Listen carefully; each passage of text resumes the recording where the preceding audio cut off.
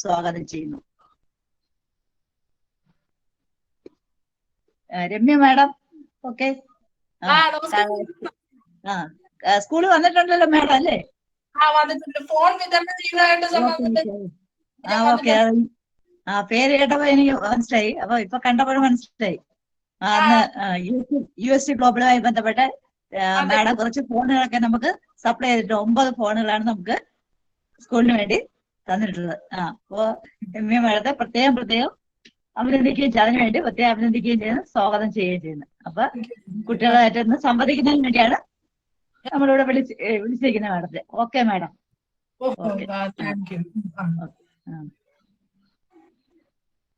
Yadav sir.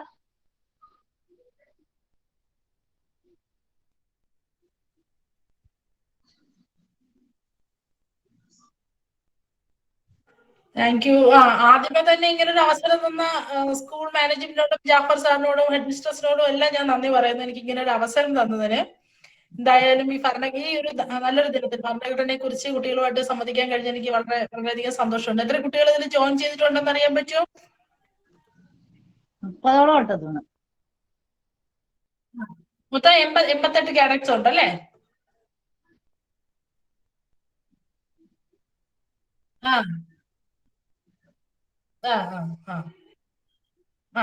അപ്പൊ നമുക്ക് തുടങ്ങാം. അപ്പൊ നമുക്കൊരു കോൺവെർസേഷൻ എന്നുള്ള രീതിക്ക്, നമുക്കൊരു സംവാദം എന്നുള്ള രീതിക്ക് തന്നെ നടത്താം അല്ലേ സാറേ? കുട്ടികളെ കൂടെ പങ്കെടുപ്പിച്ചുകൊണ്ട്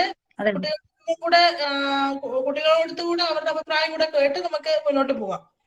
എങ്കിലും ഇതൊരു ലൈവ് ആവുള്ളൂ, അല്ലെങ്കിൽ ഇതിൽ ആരൊക്കെ ഇതിനകത്ത് കയറിയിട്ട് കിടന്നുറങ്ങുന്നത് നമുക്കറിയാൻ പറ്റത്തില്ല.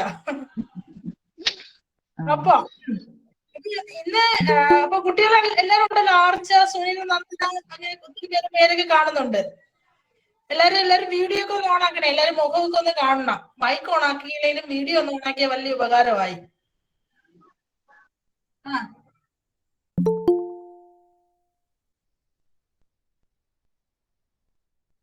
നിൽക്കുന്നു. ശരി.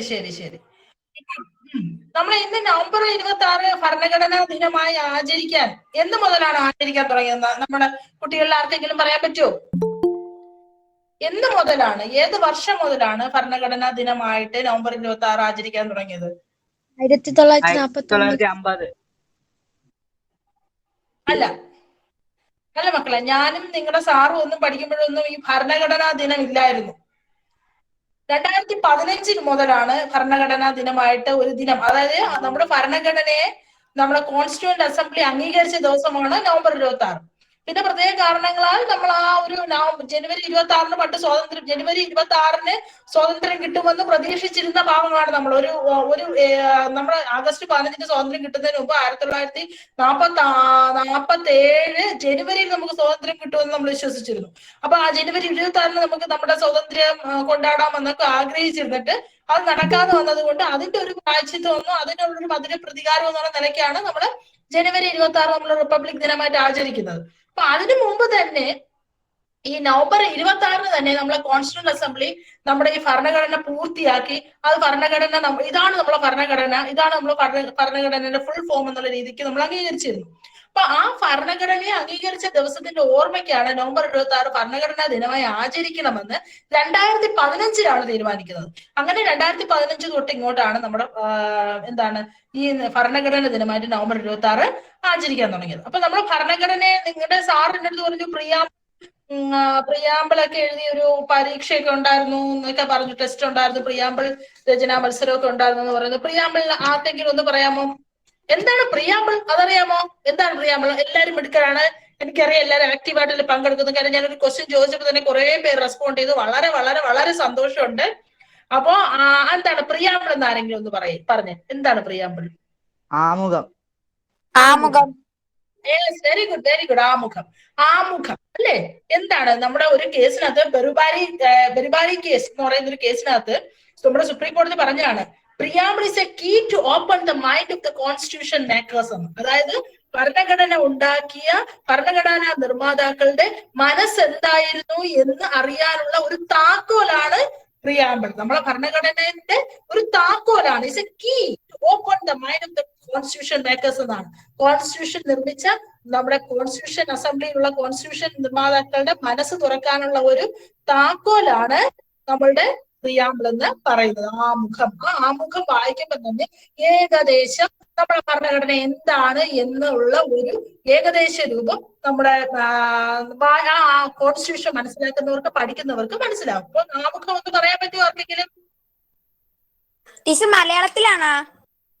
ഏത് മലയാളത്തിലായാലും ഏതായാലും ആമുഖം എന്റെ കുട്ടികൾ ആരെങ്കിലും മനസ്സിലാക്കിയിട്ടുണ്ടോ എന്ന് അറിഞ്ഞാൽ മതി. അതൊക്കെ പറയാൻ കഴിയുമോ എന്ന് അറിഞ്ഞാൽ മതി. ഞാൻ പറയാം ടീച്ചർ. നമ്മൾ ഇന്ത്യയിലെ ജനങ്ങൾ ഇന്ത്യയെ ഒരു പരമാധികാര സ്ഥിതി സമത്വ നിരപേക്ഷ ജനാധിപത്യ റിപ്പബ്ലിക്കായി സംവിധാനം ചെയ്യുന്നതിനും ഇന്ത്യയിലെ എല്ലാ പൗരന്മാർക്കും സാമൂഹികവും സാമ്പത്തികവും രാഷ്ട്രീയവുമായ നീതി, ചിന്ത, ആശയാവിഷ്കാരം, വിശ്വാസം, ഭക്തി, ആരാധന എന്നിവയ്ക്കുള്ള സ്വാതന്ത്ര്യം, സ്ഥാനമാനങ്ങൾ, അവസരങ്ങൾ എന്നിവയിലുള്ള സമത്വം എന്നിവ ഉറപ്പുവരുത്തുന്നതിനും വ്യക്തിയുടെ അന്തസ്സും രാഷ്ട്രത്തിന്റെ ഐക്യവും അഖണ്ഡതയും ഉറപ്പുവരുത്തുന്ന സഹോദര്യം എല്ലാവരിലും വളർത്തുന്നതിനും ദൃഢനിശ്ചയം ചെയ്തുകൊണ്ട് നമ്മുടെ ഭരണഘടനാ സഭയിൽ വച്ച് 1949 നവംബറിന്റെ ഈ 26-ാം ദിവസം ഈ ഭരണഘടനയെ അംഗീകരിക്കുകയും നിയമമാക്കുകയും നമുക്കായി തന്നെ സമർപ്പിക്കുകയും ചെയ്യുന്നു. യെസ്, നമുക്കായി തന്നെ സമർപ്പിക്കുകയും ചെയ്യുന്നു. Very good. വായിച്ച ഇപ്പൊ ഈ പറഞ്ഞ കുട്ടിയുടെ പേര് പറയൂ. ആരാണ് മോനെ? എന്താണ്? ശിവഗംഗ. ശിവഗംഗ. Very good. എന്റെ മോളെ പേര് ശിവ കൈലാസ്. എന്റെ മോളെ പേര് ശിവമയൂഖ എന്നാണ് കേട്ടോ. കോയിൻസിഡന്റലി ഒരു ശിവഗംഗയെ കേട്ടപ്പോ എനിക്കൊരു സന്തോഷമായി. അപ്പൊ ബംഗാളി കേസിനകത്താണ് ഇങ്ങനെ നമ്മുടെ പ്രിയാമ്പിളിനെ എന്താക്കി എവിടെയെങ്കിലും നിങ്ങൾ ഞാനിതൊക്കെ പറയുന്നത് ഞാൻ പറയുന്ന ഓരോ കാര്യം ഓർക്കണം. എവിടെയെങ്കിലും എന്തെങ്കിലും ആരെങ്കിലും ചോദ്യം പറയണം. ബംഗാളി കേസിനകത്ത് സുപ്രീം കോടതി എന്താണ് ഭരണഘടനയുടെ പ്രിയാമ്പിളിനെ കുറിച്ച് പറയുന്നത്? It's a key to open the mind of the constitution makers എന്നാണ്. അതായത് കോൺസ്റ്റിറ്റ്യൂഷൻ ഭരണഘടനാ നിർമ്മാതാക്കളുടെ മനസ്സ് തുറക്കേണ്ട താക്കോൽ എന്നാണ് പറഞ്ഞിരിക്കുന്നത്. ഓർമ്മയിൽ വേണം കേട്ടോ. ഞാൻ ഇടയ്ക്കിടയ്ക്ക് ക്വസ്റ്റ്യൻ ചോദിക്കും. ഞാനൊരു ടീച്ചറായിരുന്നു കേട്ടോ. അതുകൊണ്ട് എല്ലാവരും ശ്രദ്ധിച്ചിരിക്കണം. ഈ പേര് കാണുന്നവരുടെ ഞാൻ ക്വസ്റ്റ്യൻ ചോദിക്കും. അപ്പൊ നമ്മള് ഭരണഘടന എന്ന് പറയുന്നത് ഒരു പ്രിയാമ്പിളും 470 ആർട്ടിക്കിൾസും ചേർന്നതാണ് നമ്മുടെ ഭരണഘടന. ഈ 470 ആർട്ടിക്കിൾസിനെ 25 പാർട്ടുകളായിട്ട് തിരിച്ചിട്ടുണ്ട്. എടാ എത്ര പാർട്ടുകളായിട്ട് തിരിച്ചിട്ടുണ്ട്? ശ്രീലക്ഷ്മി എന്ന് പറയോ? ഇല്ലേ ശ്രീലക്ഷ്മി? ശ്രീലക്ഷ്മി ഇല്ലേ അതിലെ?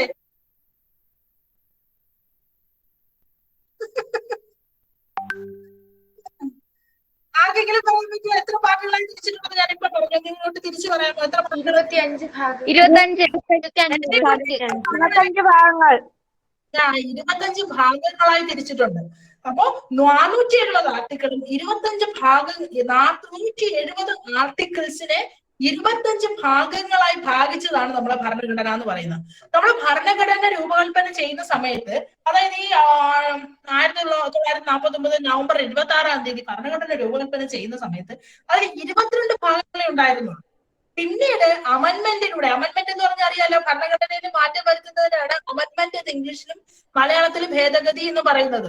തോന്നുമ്പോൾ ഓടിച്ചത് അങ്ങോട്ട് തിരുത്തി റബ്ബർ വെച്ച് മാറ്റിട്ട് എഴുതി ചേർക്കാനൊന്നും പറ്റില്ല ഭരണഘടന. അതിന് അമെൻമെന്റ് പാർലമെന്റ് പാസ്സാക്കി അങ്ങനെ ഒരുപാട് പ്രൊസീജിയറിലൂടെ കടന്നു വന്ന് ഭരണഘടന മാറ്റാൻ പറ്റുള്ളൂ.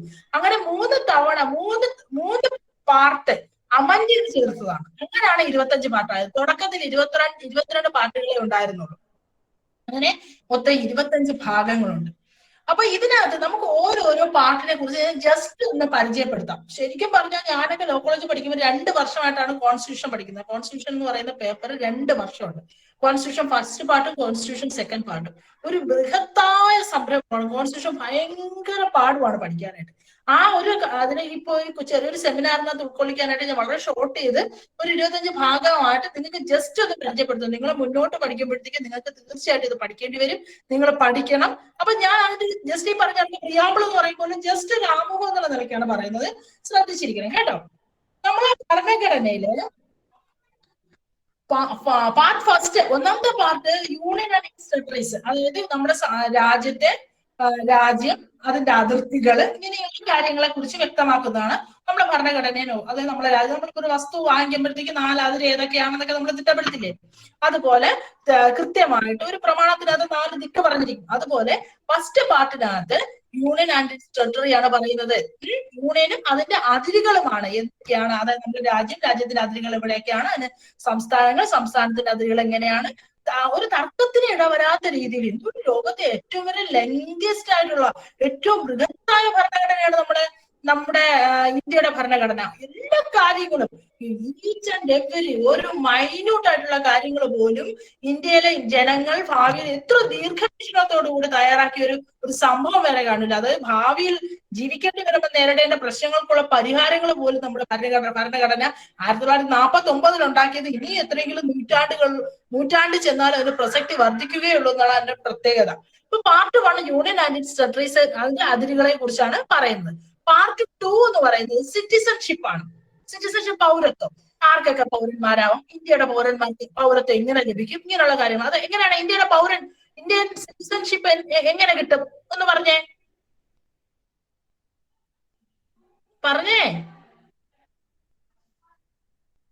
ഇന്ത്യയിൽ ജനിക്കുന്ന ആളാണെങ്കിൽ, യെസ്, ഇന്ത്യയിൽ ജനിക്കുന്ന ആളാണെങ്കിൽ ഇന്ത്യൻ പൗരത്വം ഓട്ടോമാറ്റിക് ആയിട്ട് ബൈ ബർത്ത് നാച്ചുറലി നമുക്ക് കിട്ടും. അല്ലെങ്കിൽ പിന്നെ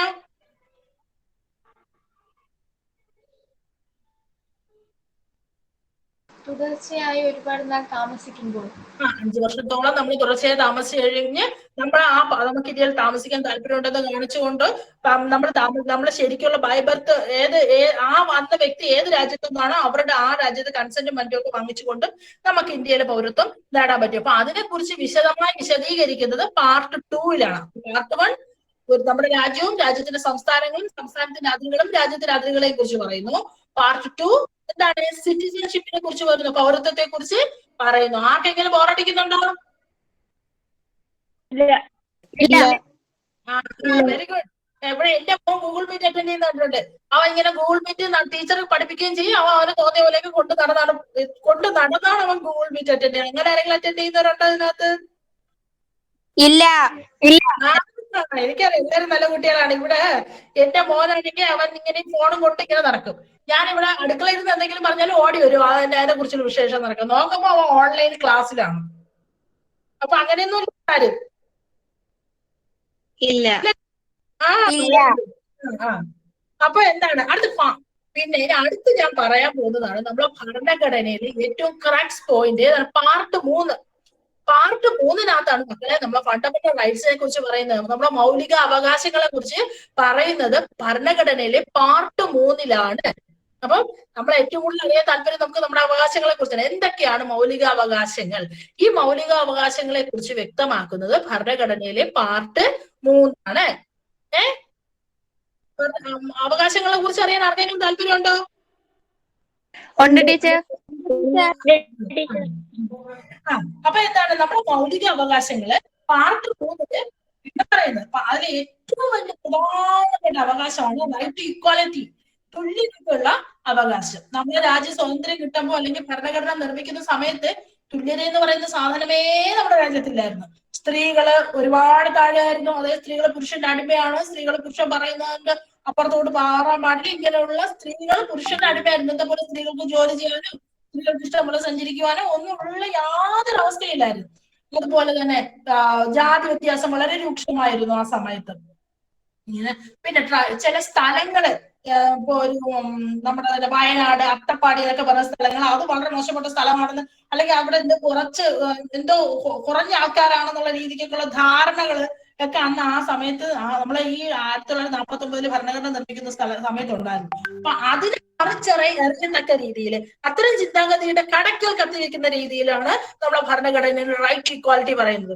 ഒരു തരത്തിലുള്ള വേർതിരിവും നമ്മുടെ രാജ്യത്തുണ്ടാവാൻ പാടില്ല. ഏത് തരത്തിലുള്ള വേർതിരിവായാലും ആ വേർതിരിവിനെ കടക്കൽ കത്തിവെച്ചുകൊണ്ടാണ് നമുക്ക് എന്ത് വന്നിരിക്കുന്നത്? അതിനെല്ലാം അട്ടമട്ടെല്ലാം പുഴുതെറിയുന്ന രീതിയിലാണ് നമ്മൾ റൈറ്റ് ഇക്വാലിറ്റി എന്ന് പറയുന്ന മൗലികാവകാശം, തുല്യതയ്ക്കുള്ള അവകാശത്തെ കുറിച്ച് പറയുന്നത്. ആ അവകാശം നേടിയെടുക്കാൻ വേണ്ടിയാണ് സമൂഹത്തിൽ താഴേക്കടയിലുള്ള ആൾക്കാർക്ക് റിസർവേഷൻ കൊടുക്കുക. അന്ന് താഴേക്കടയിൽ ജീവിച്ചിരുന്നവർക്ക് റിസർവേഷൻ കൊടുക്കുന്നതിനായിട്ട് SC/ST റിസർവേഷൻസ്, പിന്നെ സ്ത്രീകളെ മുന്നോട്ട് കൊണ്ടുവരാൻ വേണ്ടിയാണ് സ്ത്രീകൾ. ഇപ്പൊ ഞാനിപ്പോ കോടതി പ്രാക്ടീസ് ചെയ്യുന്ന അഡ്വക്കേറ്റ് ആണ്, എന്റെ ഹസ്ബൻഡും അഡ്വക്കേറ്റ് ആണ്. അപ്പൊ ഞങ്ങളോടൊക്കെ പൊതുവെ ചോദിക്കുന്ന ഒരു ചോദ്യം, എന്താ മാഡം പുരുഷന്മാർക്ക് മാത്രം, സ്ത്രീകൾക്ക് മാത്രമേ നിങ്ങൾ എങ്ങനെ നിയമം കൊണ്ടുവന്നിരിക്കുന്നത്? പുരുഷന്മാർക്ക് നിയമമൊന്നുമില്ല, ഇത് വലിയ അന്യായമല്ലേ? ഇത് പരിധി ഒരു അന്യായമാണ്. പക്ഷെ എന്താണ്, ഒരു കാലത്ത് അവർ കുറച്ച് അഹങ്കരിച്ചു, അതിന്റെ ഫലമാണ്.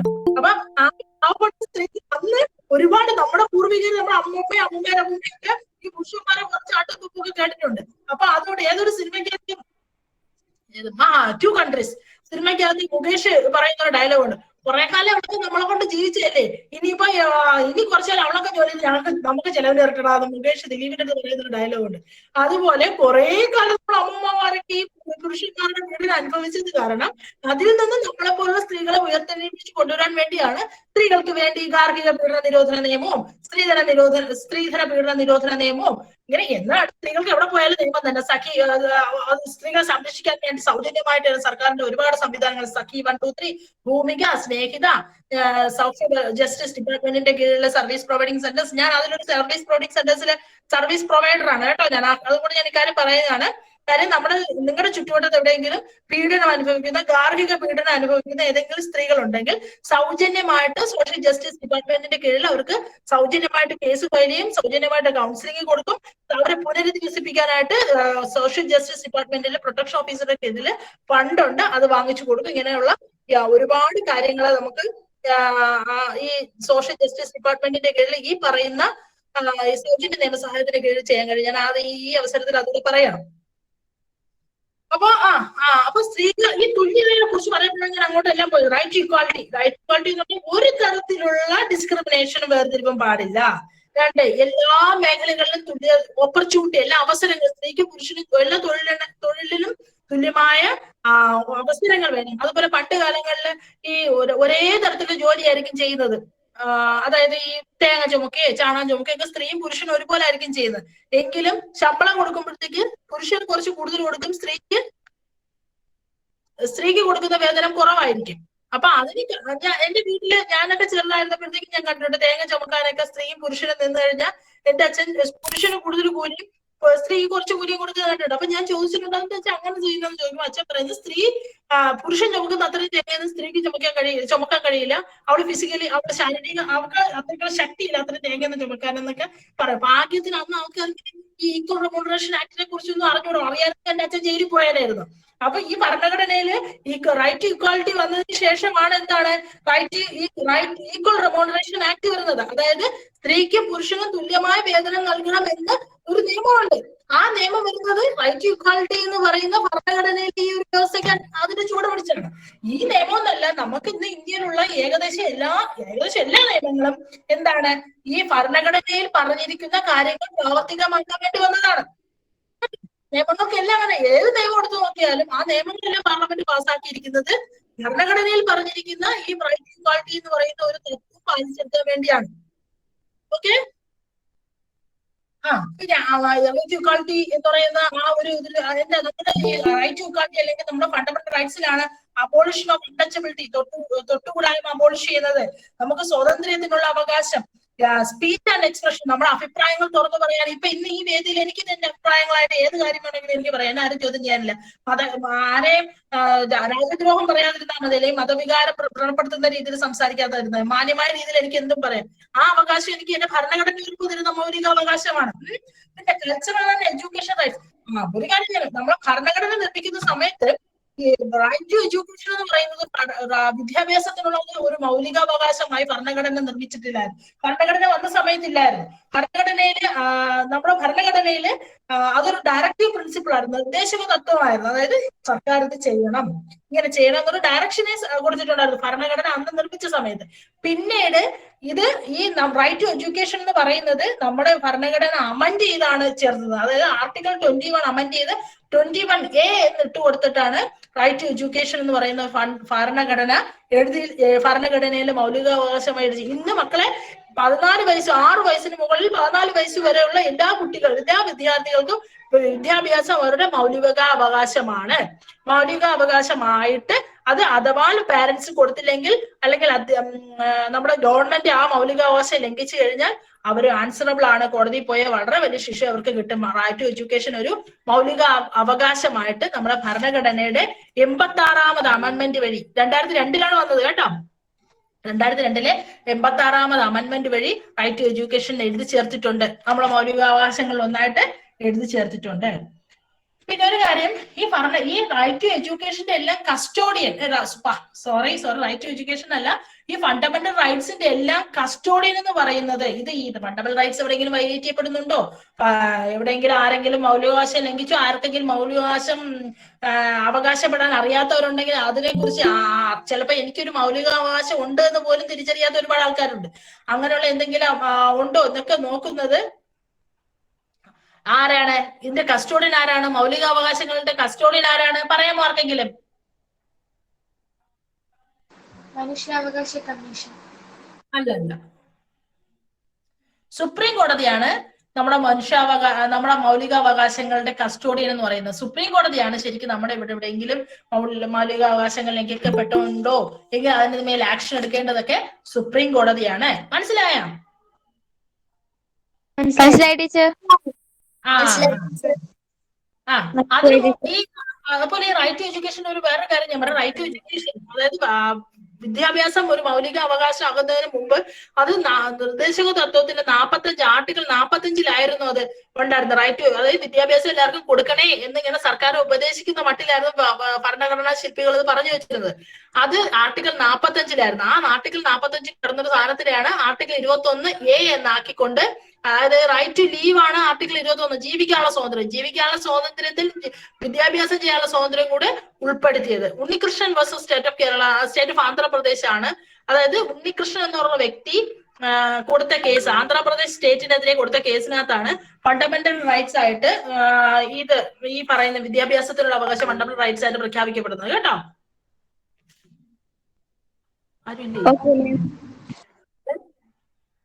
ഓക്കെ, ഞാൻ ഇടയ്ക്കിടയ്ക്ക് നിങ്ങൾ ആരെങ്കിലും ഉറങ്ങിപ്പോയെന്നൊക്കെ സംശയമാണ്, ഞാൻ ഇടയ്ക്കിടയ്ക്ക് ചോദിക്കും കേട്ടാ.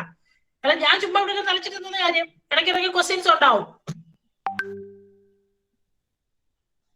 സനൂജേ, ഓ സനൂജ് പേരെന്താണ്? സനൂജ് തന്നെയാണോ പേര്? അതോ ഉമ്മേരെ അമ്മേരെ പേര്? ഭീമ ഫാത്തിമ. ഭീമ ഫാത്തിമ. ഭീമ ഫാത്തിമ. Very good. അപ്പൊ ശ്രദ്ധിക്കുന്നുണ്ട്. അപ്പൊ ഈ ഡയറക്റ്റീവ് പ്രിൻസിപ്പിൾസിൽ ഏത് ഭാഗത്താണ്? ഡയറക്റ്റീവ് പ്രിൻസിപ്പിൾസിൽ എത്രാമത്തെ ആർട്ടിക്കിൾ ആയിട്ടായിരുന്നു റൈറ്റ് ടു എഡ്യൂക്കേഷൻ പറഞ്ഞിരുന്നത്? 41. 45. Very good. എങ്കിലും ശ്രദ്ധിച്ചു. 45. Very good. സാറേ വളരെ സന്തോഷമുണ്ട് കേട്ടോ, കുട്ടികളെല്ലാം ശ്രദ്ധിക്കുന്നുണ്ട്. സാറില്ലേ?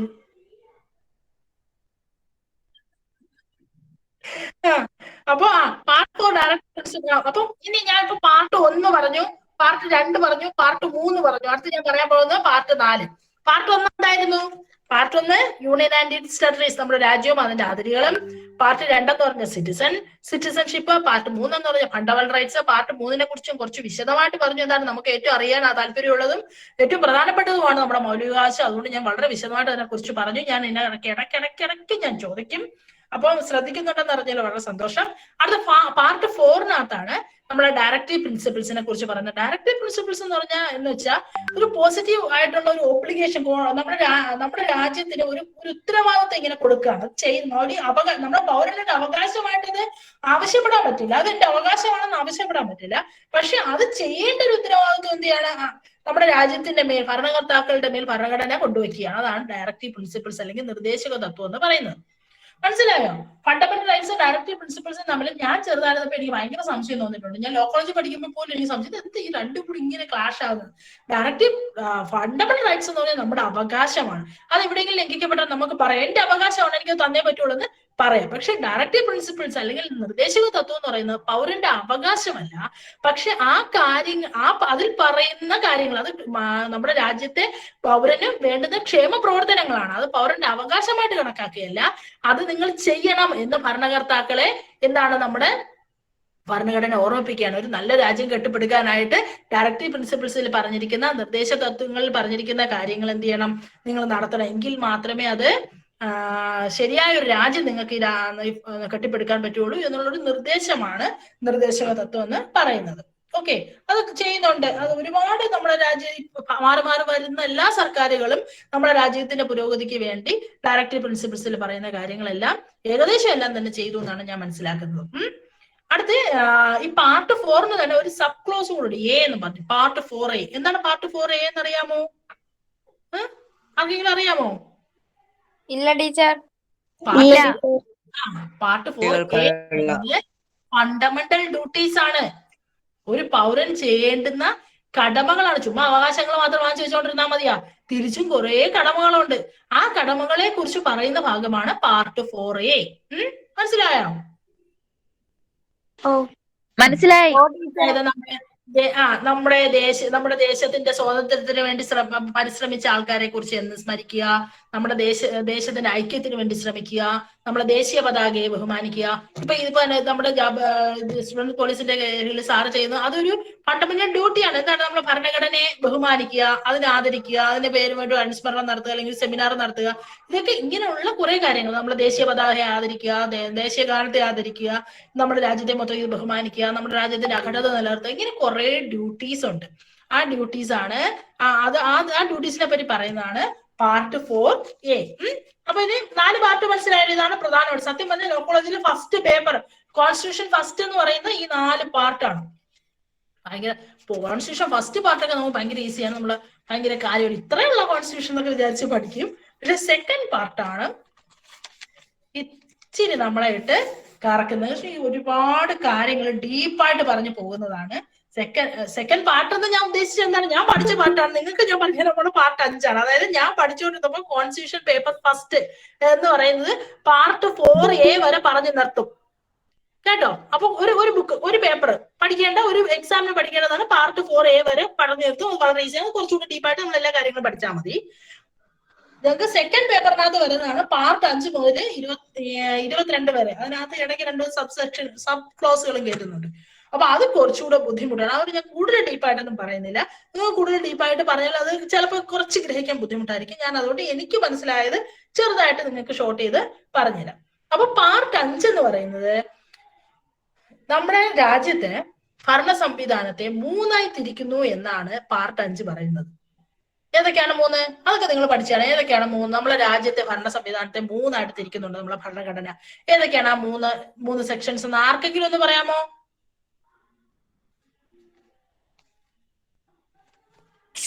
ടീച്ചർ, നിയമനിർമ്മാണ വിഭാഗം, കാര്യനിർവഹണ വിഭാഗം, നീതിന്യായ വിഭാഗം. ആര് പറഞ്ഞത്? ശിവഗംഗ. വെരി ഗുഡ്, മിടുക്കിയാണല്ലോ. വെരി ഗുഡ് കേട്ടോ. അത് വളരെ വളരെ കറക്റ്റ് ആണ് ആൻസർ. അങ്ങനെയാണ് നമ്മുടെ രാജ്യത്തെ ഭരണനിർവഹണ രീതിയെ 3ആയിട്ട് പാർട്ട് 5 ഭരണഘടനയിലെ പാർട്ട് 5 3ആയിട്ട് തിരിക്കുന്നുണ്ട്. Executive, legislative, judiciary. Very good. അത് പറഞ്ഞ് കുട്ടിക്കും ഈ കുട്ടിയെ പഠിപ്പിക്കുന്ന സ്കൂളിനും എന്റെ പ്രത്യേക അഭിനന്ദനം കേട്ടോ. കാരണം ഇവള് ഏത് ക്ലാസ് പഠിക്കുന്നത്? 8B. ഞാൻ 8ാം ക്ലാസ്സിൽ പഠിക്കുമ്പോ എനിക്ക് അറിഞ്ഞുകൂടായിരുന്നു. സത്യം പറയാനല്ല, എനിക്ക് അറിഞ്ഞുകൂടാത്തൊരു കാര്യമായിരുന്നു. ഞാൻ 10ലെങ്ങാണ്ട് പഠിക്കുമ്പോഴേ ഇത് പഠിച്ചിട്ടുണ്ടോ എന്ന് എനിക്കറിയാം. എന്തായാലും 8ാം ക്ലാസ്സിൽ പഠിക്കുമ്പോ എനിക്കത് അറിഞ്ഞുകൂടായിരുന്നു. വളരെ വളരെ വളരെ മിടുക്കിയാണ് കേട്ടോ. Keep it up. എനിക്ക് വളരെ സന്തോഷമുണ്ട് സാറേ. ഞാൻ സത്യം പറഞ്ഞ ഞാൻ ഈ അടുത്ത സമയത്ത് നമ്മുടെ നെടുമങ്ങാട് കോളേജില് 3 ദിവസത്തെ ക്ലാസ് ഉണ്ടായിരുന്നു. 3 ദിവസം 3 സെക്ഷൻ ആയിട്ട് 3 ദിവസത്തെ ക്ലാസ് ഉണ്ടായിരുന്നു. നെടുമങ്ങാട് കോളേജ് പഠിച്ചുകൊണ്ടിരുന്ന കുട്ടികൾ റെസ്പോണ്ട് ചെയ്യുന്നതിനേക്കാളും സാറിന്റെ കുട്ടികൾ റെസ്പോണ്ട് ചെയ്യുന്നുണ്ട് കേട്ടോ. പാർട്ടിസിപ്പേഷൻ ഉണ്ട്. ഞാൻ ഡയറക്റ്റ് ആയിട്ടാണ്, കുട്ടികൾ ആരും മോശക്കാരല്ല, എങ്കിലും ഞാൻ ഡയറക്റ്റ് ആയിട്ടാണ് അവിടെ പോയി ക്ലാസ് എടുത്തത്. അവിടെ വലിയ സെമിനാർ ഹാളൊക്കെ ഉണ്ട്. അപ്പൊ ഞാൻ അവിടെ ഡയറക്റ്റ് ആയിട്ടാണ് ക്ലാസ് എടുത്തത്. അപ്പൊ അവിടെയുള്ള കുട്ടികൾ ഞാൻ ഡയറക്റ്റ് ആയിട്ട് പാർട്ടിസിപ്പേറ്റ് ചെയ്യുന്നതിനേക്കാൾ കൂടുതൽ സാറിന്റെ കുട്ടികൾ റെസ്പോണ്ട് ചെയ്യുന്നുണ്ട്. വളരെ സന്തോഷം. ഇങ്ങനെയുള്ള കാര്യങ്ങൾ ഞാൻ ഗൂഗിൾ മീറ്റ് ആണെന്ന് പറയുമ്പോഴേ ഞാനൊക്കെ പഠിച്ചു. എനിക്കാണെങ്കിൽ ഈ ഏകപക്ഷീയമായ റേഡിയോ പോലെ വായിച്ചുകൊണ്ടിരിക്കുന്നതിന് മടിയാണ്. അപ്പൊ എങ്കിലും ഞാനോർത്ത് എന്തായാലും നോക്കാതെ. പക്ഷെ എനിക്ക് വളരെ സന്തോഷമുണ്ട്. വളരെ ആക്റ്റീവ് ആയിട്ടുള്ള നന്നായിട്ട് കുട്ടികൾ നമ്മളോട് പ്രതികരിക്കുന്നുണ്ട്. ഓക്കെ, തുടരാം. ആർക്കെങ്കിലും ബോറടിക്കുന്നുണ്ടോ ഞാൻ പറയുന്നതില്? ഇല്ല ടീച്ചർ. ശരി എന്നാ, ശരി. അപ്പൊ പാർട്ട് 5 മനസ്സിലായല്ലോ. പാർട്ട് 5 എന്ന് പറയുന്നത് ഇങ്ങനെ നമ്മുടെ രാജ്യത്തെ ഭരണം നിർവഹിക്കുന്ന നമ്മുടെ രാജ്യത്തിന്റെ ഗവൺമെന്റ് മെഷീനറിയെ മൂന്നായിട്ട് തിരിക്കുന്നു. എക്സിക്യൂട്ടീവ് പറഞ്ഞ പോലെ എന്താണ് എക്സിക്യൂട്ടീവ്, ലെജിസ്ലേറ്റീവ്, ജുഡീഷ്യറി. അതായത് മോള് പറഞ്ഞതുപോലെ നിയമനിർമ്മാണം, ഭരണനിർവഹണം, പിന്നെ ജുഡീഷ്യറി, കോടതി കാര്യങ്ങൾ. അപ്പോ അതാണ് പാർട്ട് 5 പറയുന്നത്. പാർട്ട് 5 പ്രത്യേകമായിട്ട് പറയുന്ന കാര്യങ്ങൾ ഇതൊക്കെയാണ്. അടുത്ത പാർട്ട് 6 പറയുന്നത്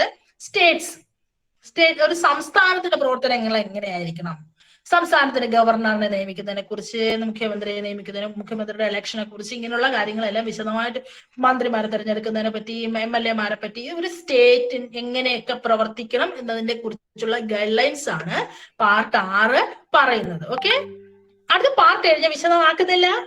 എവിടെയെങ്കിലും ഏതെങ്കിലും ഒരു പോയിന്റ് നിങ്ങൾക്ക് ഡൗട്ട് ഉണ്ടെങ്കിൽ എടുത്ത് ചോദിച്ചോളണം. ഞാൻ ബുക്കൊക്കെ എടുത്ത് സകല സന്നാഹങ്ങളുമായിട്ടൊക്കെയാണ് ഇരിക്കുന്നത് കേട്ടോ. ആർക്കും ഡൗട്ട് ഉണ്ടെങ്കിൽ ചോദിച്ചോളാം. എനിക്ക് എല്ലാ കാര്യങ്ങളും അറിയാം, അത്രത്തോളമുള്ള പണ്ഡിതയൊന്നും അല്ല. എന്തെങ്കിലും കാര്യങ്ങൾ അറിഞ്ഞൂടെങ്കിൽ ചോദിച്ചാൽ പറയാൻ വേണ്ടി ബുക്കൊക്കെ എടുത്ത് ഞാൻ കൽപ്പിച്ചാണ് ഇരിക്കുന്നത്, അതുകൊണ്ട് ചോദിക്കാം. അപ്പോ പാർട്ട് 6 പറഞ്ഞ് മനസ്സിലായല്ലോ. അടുത്ത പാർട്ട് 7 മക്കളെ, പാർട്ട് 7 ഭരണഘടനയിൽ ഒരേ ഒരു ഇത് മാത്രമേ ഡിലീറ്റ് ചെയ്തിട്ടുള്ളൂ. ഭരണഘടന ഉണ്ടായതിനു ശേഷം ഭരണഘടനയിലെ ഒരു പാർട്ട് ഡിലീറ്റ് ചെയ്ത് കളഞ്ഞു. അത് ഏതാണെന്ന് അറിയാമോ? അറിഞ്ഞൂടാ, എനിക്ക് അറിയൂടായിരുന്നു. പാർട്ട് 7 ആണ് ഡിലീറ്റ് ചെയ്ത് കളഞ്ഞത്. എന്തുകൊണ്ട് ഡിലീറ്റ് ചെയ്തതെന്ന് അറിയാമോ? പാർട്ട് 7 പറയുന്നത് നമ്മുടെ രാജ്യത്ത് 3 ലിസ്റ്റ് ആയിട്ട് തിരിക്കണം. Union list, state list, concurrent list എന്ന് പറഞ്ഞ് 3 ലിസ്റ്റ് ആയിട്ട് തിരിക്കണം. യൂണിയൻ ലിസ്റ്റിൽ പറയുന്ന കാര്യങ്ങൾ, ആ യൂണിയൻ ലിസ്റ്റിൽ കുറെ കാര്യങ്ങൾ പറയുന്നുണ്ട്. ഇപ്പൊ റോഡ്, റെയില്, അങ്ങനെ 3 കാര്യങ്ങൾ, കുറെ കാര്യങ്ങൾ. അതിൽ പറയുന്ന കാര്യങ്ങൾ യൂണിയൻ ഗവൺമെന്റ്, കേന്ദ്ര സർക്കാർ മാത്രം ചെയ്യണം. ഒരു പ്രത്യേക സ്റ്റേറ്റ് ലിസ്റ്റിൽ പറയുന്നത് സ്റ്റേറ്റ് മാത്രം ചെയ്യണം. കൺകറന്റ് ലിസ്റ്റ് പറയുന്നത് സ്റ്റേറ്റും യൂണിയനും കൂടെ ചേർന്ന് ചെയ്യണം എന്നൊക്കെ പറയും. ഇങ്ങനെ നമ്മുടെ രാജ്യത്തെ 3 തരത്തിൽ തിരിക്കുന്ന രീതിയിലൊക്കെ പറയുന്നുണ്ട്. പക്ഷെ നമുക്ക് സ്വാതന്ത്ര്യം കിട്ടിക്കഴിഞ്ഞു. ലാംഗ്വേജിന്റെ, ഭാഷയുടെ അടിസ്ഥാനത്തിൽ നമ്മുടെ സംസ്ഥാനങ്ങളെല്ലാം ഏകീകരിച്ച് ഭാഷയുടെ അടിസ്ഥാനത്തിൽ സംസ്ഥാനങ്ങൾ വിഭജിച്ച് കഴിഞ്ഞപ്പോഴത്തേക്കും ഈ union list, state list, concurrent list എന്ന് പറഞ്ഞ ലിസ്റ്റിന്റെ പ്രസക്തി ഇല്ലാതായി. അതായത് നമ്മൾ കുറെ അന്ന് ഈ union list, state list, concurrent list എന്ന് തിരിക്കുമ്പോഴത്തേക്ക് കുറെ സംസ്ഥാനങ്ങൾ, കുറെ ഭാഗങ്ങൾ ഗവർണറുടെ ഭരണത്തിന്റെ കീഴിലായിരുന്നു, കുറെ ഭാഗങ്ങൾ രാജ്യഭരണത്തിലായിരുന്നു, കുറെ ചീഫ് കമ്മീഷണർ ഭരണത്തിലായിരുന്നു. ഇങ്ങനെ ഒരു അടുക്കിച്ചിട്ടയിലായിരുന്ന സമയത്താണ് ഈ പാർട്ട് 7 കൊണ്ടുവരുന്നത്. ആ സാഹചര്യം കണക്കിലെടുത്താണ് ഈ പാർട്ട് 7 കൊണ്ടുവരുന്നത്. യൂണിയൻ ലിസ്റ്റും സ്റ്റേറ്റ് ലിസ്റ്റും കൺകറന്റ് ലിസ്റ്റും ഉണ്ടാവണം എന്നൊക്കെയുള്ള രീതിയിൽ അന്ന് നിലനിൽക്കുന്ന സാഹചര്യം കണക്കാക്കി എഴുതുന്നതാണ് പാർട്ട് 7. അപ്പൊ ഭാഷയുടെ അടിസ്ഥാനത്തിൽ സംസ്ഥാനങ്ങൾ വിഭജിക്കപ്പെട്ടപ്പോൾ പിന്നെ അങ്ങനെ ഒരു വിഭജനത്തിന്റെ ആവശ്യകത ഇല്ലാതായി. അങ്ങനെ ഒരു പാർട്ടിന്റെ ആവശ്യകത ഇല്ലാതായത് കൊണ്ടാണ് നമ്മള് 7ാമത് അമെന്റ്മെന്റ്, ഭരണഘടനയുടെ 7ാമത് അമെന്റ്മെന്റിലൂടെ നമ്മുടെ പാർട്ട് 7 ഡിലീറ്റ് ചെയ്ത് എളുപ്പമുണ്ട്. 7ാമത് അമെന്റ്മെന്റിലൂടെ 7ാമത്തെ പാർട്ട് ഡിലീറ്റ് ചെയ്ത് കളഞ്ഞു. റിപ്പീൽ ചെയ്തെന്നാണ് അതിന് കോൺസ്റ്റിറ്റ്യൂഷനിൽ പറയുന്ന വാക്ക്. ഇറ്റ്സ് റിപ്പീൽഡ് എന്നാണ് പറയുന്നത് കേട്ടോ. മനസ്സിലായില്ലേ? ഇതുവരെ ആർക്കെങ്കിലും മനസ്സിലാകാതുണ്ടോ അല്ലെങ്കിൽ എന്തെങ്കിലും സംശയം ഉണ്ടോ? ഇല്ല ടീച്ചർ. Very good. എനിക്ക് ഇടയ്ക്കിടയ്ക്ക് ഇങ്ങനെ മെസ്സേജ് വരുന്നതുകൊണ്ടാണ് ഇതിങ്ങനെ ഇന്ററപ്റ്റ് ആവുന്നത് കേട്ടോ. പിന്നെ പാർട്ട് 8 എന്ന് പറയുന്നത് നമ്മുടെ കേന്ദ്രഭരണ പ്രദേശങ്ങളെ കുറിച്ച് വിശദീകരിക്കുന്ന ഭാഗമാണ് പാർട്ട് 8. അപ്പൊ കേന്ദ്രഭരണ പ്രദേശങ്ങൾ ഏതൊക്കെയാണ്?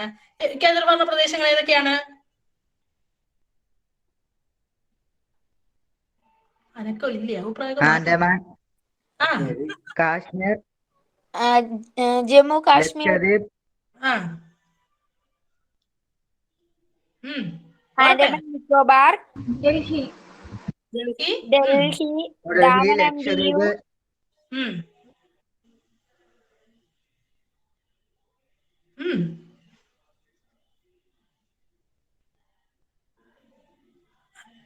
തീർന്ന പറഞ്ഞ യൂണിയൻ ടെറിട്ടറീസ്.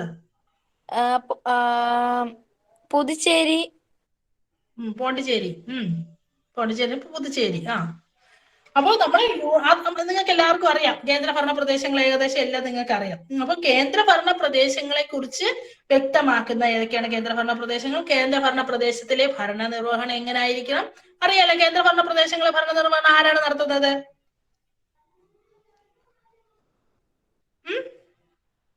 സുപ്രീം കോടതി, രാഷ്ട്രപതി. സുപ്രീം കോടതി അല്ല, രാഷ്ട്രപതിയാണ് നടത്തുന്നത്. രാഷ്ട്രപതി നേരിട്ടാണ് കേന്ദ്രഭരണ പ്രദേശങ്ങളുടെ ഭരണം നടത്തുന്നത്. അപ്പൊ അതിന്റെ രീതികളെ കുറിച്ചൊക്കെ ചർച്ച ചെയ്യുന്ന ഭാഗമാണ് പാർട്ട് 8. അടുത്ത് പാർട്ട് 9. പാർട്ട് 9 ത്രിതല പഞ്ചായത്ത് സിസ്റ്റം ഉണ്ടല്ലോ നമ്മുടെ. ഇപ്പൊ എന്താണ് ത്രിതല പഞ്ചായത്ത് സിസ്റ്റത്തിനെ കുറിച്ച് കേട്ടിട്ടില്ലേ? അതായത് നമ്മുടെ ജില്ലാ പഞ്ചായത്ത്, ബ്ലോക്ക് പഞ്ചായത്ത്, നമ്മുടെ ഈ പറയുന്ന നമ്മുടെ സാധാരണ പഞ്ചായത്ത് കേട്ടിട്ടുണ്ട്. വിശദമാക്കുന്ന ഭാഗമാണ് പാർട്ട് 9. അപ്പൊ അതിന് മാത്രം അപ്പൊ അങ്ങനെ ഒരു പാർട്ട് 9 ത്രിതല പഞ്ചായത്തുകളെ കുറിച്ച് മാത്രം പറയുമ്പോൾ മുനിസിപ്പാലിറ്റികൾക്ക് ഒരു വിഷമമല്ലേ? അതുകൊണ്ട് വീണ്ടും മുനിസിപ്പാലിറ്റികൾക്ക് വേണ്ടി ഒരു ചെറിയ അമെന്റ്മെന്റ് കയറ്റിയതാണ് പാർട്ട് 9A. പിന്നെ പാർട്ട് 9B ഉണ്ട്. പാർട്ട് 9B എന്ന് പറഞ്ഞാൽ കോപ്പറേറ്റീവ് സൊസൈറ്റീസിനെ കുറിച്ച് പറയുന്ന ഭാഗമാണ് പാർട്ട് 9B. കോപ്പറേറ്റീവ് സൊസൈറ്റീസിലെ സഹകരണ സംഘം, സഹകരണ സംഘത്തെ കുറിച്ച് കേട്ടിട്ടില്ലേ ആരും? കേട്ടിട്ടുണ്ട്. സംഘത്തെ കുറിച്ച് ഭരണഘടനയിൽ പറയുന്ന ഭാഗമാണ് പാർട്ട് 9B എന്ന് പറയുന്നത്. അതൊക്കെ പിൽക്കാലത്ത് ഇതൊക്കെ ഈ സഹകരണ സംഘമൊക്കെ നമ്മുടെ നിലനിൽപ്പിന് ആവശ്യമാണ് എന്ന് മനസ്സിലാക്കി ഭരണഘടന നിർമ്മിച്ചതിന് ശേഷം പിൽക്കാലത്ത് എഴുതി ചേർത്തതാണ് അതൊക്കെ. മനസ്സിലായോ? പിന്നെ part 10 articles of scheduled and tribal area. ഞാൻ പറഞ്ഞില്ലേ ചില ഏരിയകൾ, നാഗാലാൻഡ്, ഇതൊക്കെ കുറച്ച് പിന്നോക്കാവസ്ഥയിൽ നിന്ന സ്ഥലങ്ങളാണ്. ഇങ്ങനെ ട്രൈബൽ ആയിട്ടുള്ള ഉൾപ്രദേശങ്ങൾക്ക് വനവാസികൾ താമസിക്കുന്ന സ്ഥലത്ത് ഷെഡ്യൂൾഡ് ആയിട്ടുള്ള, അതായത് പിന്നോക്കാവസ്ഥയിൽ നിന്ന സ്ഥലങ്ങൾക്ക് വേണ്ടി ഉണ്ടാക്കിയ ആർട്ടിക്കിൾസ് ആണ് പാർട്ട് 10 എന്ന് പറയുന്നത്. പാർട്ട് 11 എന്ന് പറഞ്ഞാൽ പാർട്ട് 11 വളരെ പ്രസക്തമാണ്, പഠിക്കാനൊക്കെ വളരെ ബുദ്ധിമുട്ടുണ്ടായിരുന്ന ഒരു ഭാഗമാണ് പാർട്ട് 11.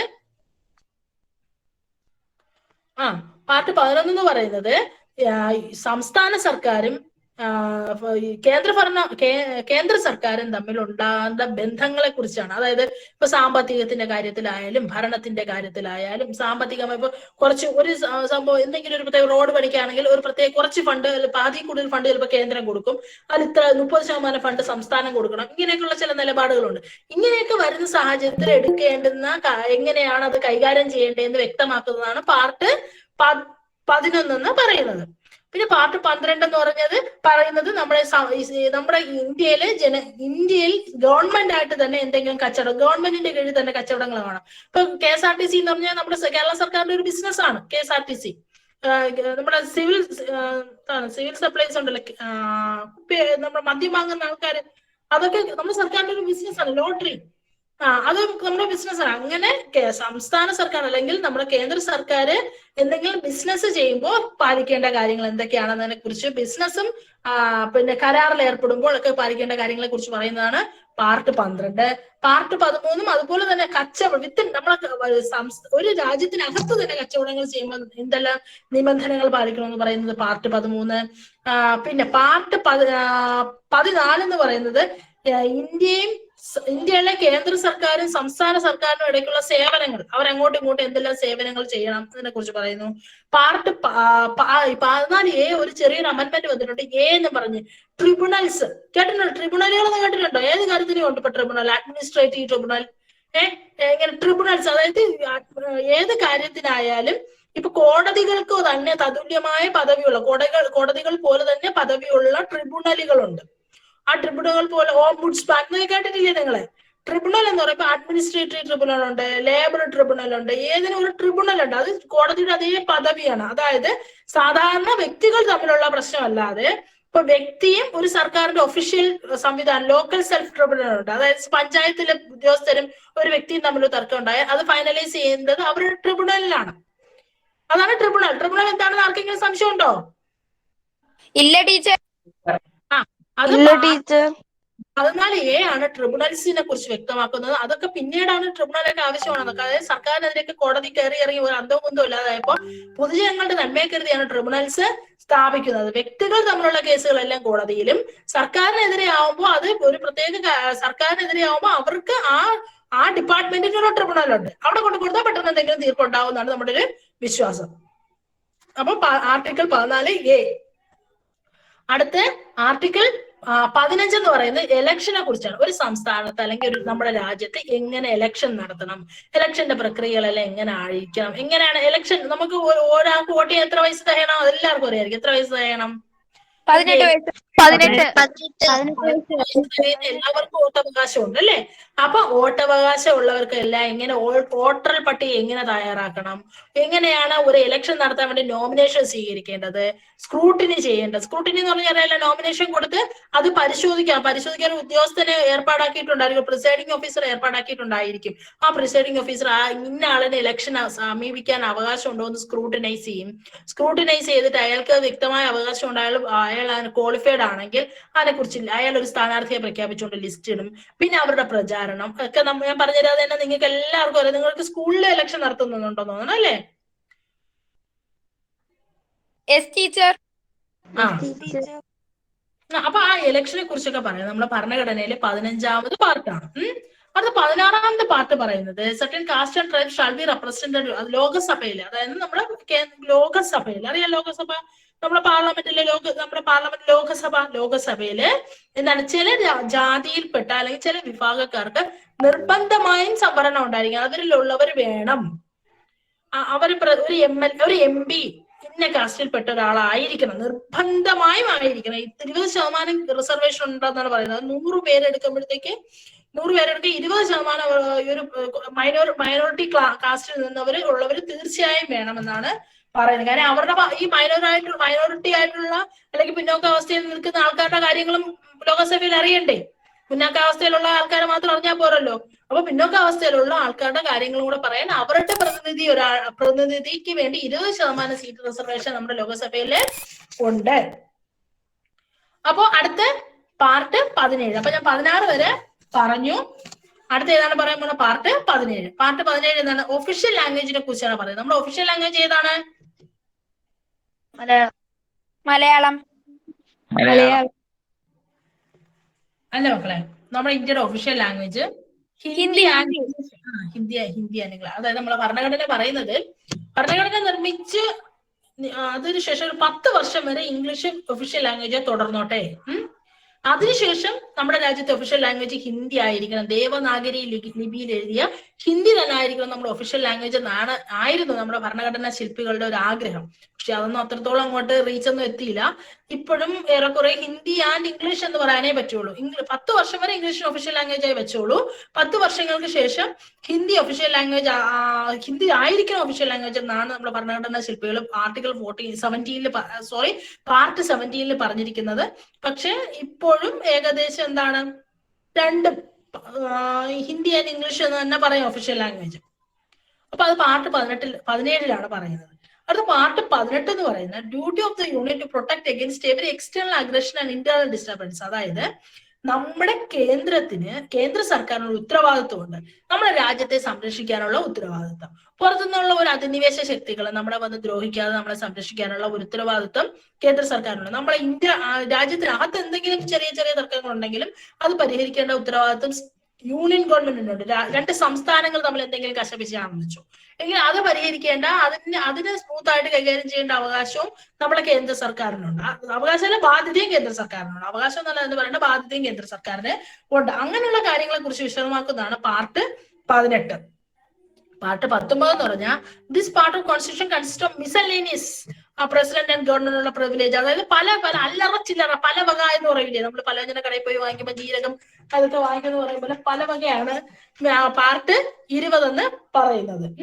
പാർട്ട് 20 പറയുന്നത് പ്രിവിലേജസ് ആണ്, അവകാശങ്ങളാണ്. അതായത് ഗവർണറുടെയും നമ്മുടെ പ്രസിഡന്റിനും ഒക്കെ കുറെ അവകാശങ്ങളുണ്ട്. അവരെ അങ്ങനെ നോട്ടീസ് കൊടുക്കാതെ ഓടിപ്പോയി അറസ്റ്റ് ചെയ്യാനും പറ്റില്ല. അവരെ പവറിൽ ഇരിക്കുമ്പോഴത്തേക്ക് അവരെ അറസ്റ്റ് ചെയ്യാൻ പാടില്ല. പ്രസിഡന്റ് ആയാലും ഗവർണർ ആയാലും ഇംപീച്ച് ചെയ്ത് സ്ഥാനഭ്രഷ്ടരാക്കിയതിനു ശേഷം മാത്രമേ അവർ എന്ത് കുറ്റകൃത്യം ചെയ്തതായി തെളിഞ്ഞാലും അവർ അറസ്റ്റ് ചെയ്യാൻ പാടുള്ളൂ. അങ്ങനെയുള്ള പ്രിവിലേജസ് പറയുന്ന ഭാഗമാണ്, അങ്ങനെയുള്ള അല്ലറ ചില്ലറ കാര്യങ്ങൾ പറയുന്ന ഭാഗമാണ് പാർട്ട് 19 എന്ന് പറയുന്നത്. ഓക്കെ, എന്താണ് പാർട്ട് 19?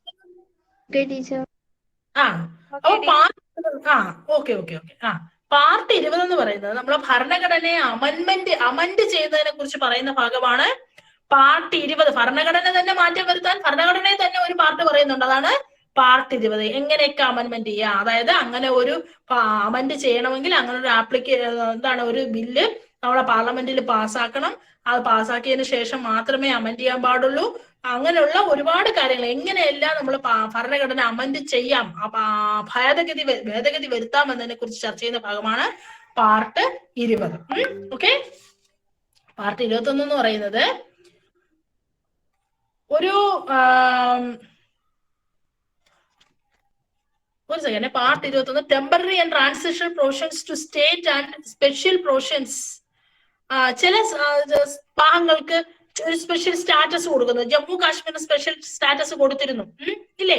അവർക്കൊരു സ്പെഷ്യൽ, നമ്മളെ ഇന്ത്യയിൽ പാസ്സാക്കുന്ന പല നിയമങ്ങളും എക്സെപ്റ്റ് ജമ്മു കാശ്മീർ എന്നാണ്, ജമ്മു കാശ്മീരിന് ഒഴിച്ച് ബാധകം എന്നുള്ള രീതിക്കായിരുന്നു പറഞ്ഞുകൊണ്ടിരുന്നത്. 2019 സുപ്രീം കോടതിയുടെ വിധിയും അതിനകത്ത് വന്നതിന് ശേഷമാണ് സുപ്രീം കോടതിയുടെ വിധി മാത്രമല്ല പാർലമെന്റ് തന്നെ നിയമം പാസ്സാക്കിയിട്ടാണ് ഈ 2019 ജമ്മു കാശ്മീരിന്റെ സ്പെഷ്യൽ സ്റ്റാറ്റസ് എടുത്ത് മാറ്റുന്നത്.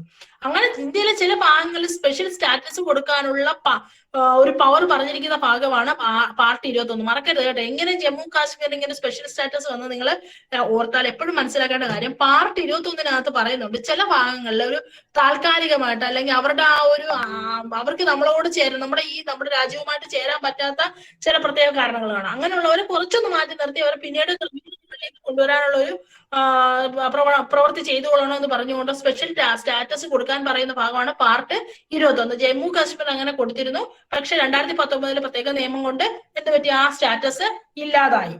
സ്പെഷ്യൽ പ്രൊവിഷൻസ് ജമ്മു കാശ്മീരിനെ സംബന്ധിച്ചിടത്തോളം സ്പെഷ്യൽ പ്രൊവിഷൻസ് ഇല്ലാതായി. അടുത്ത നമ്മൾ അവസാനത്തെ പാർട്ടാണ് പാർട്ട് 22.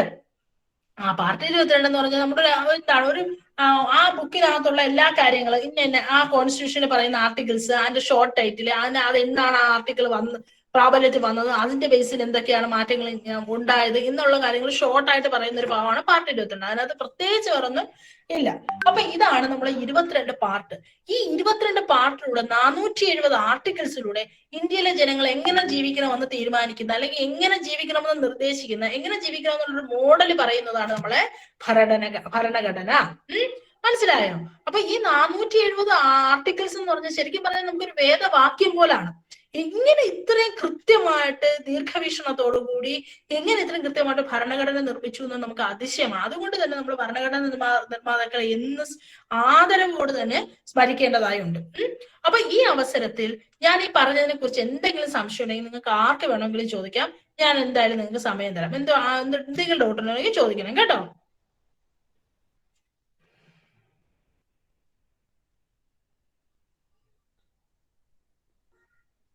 ആർക്കും ഡൗട്ടൊന്നും ഇല്ലേ?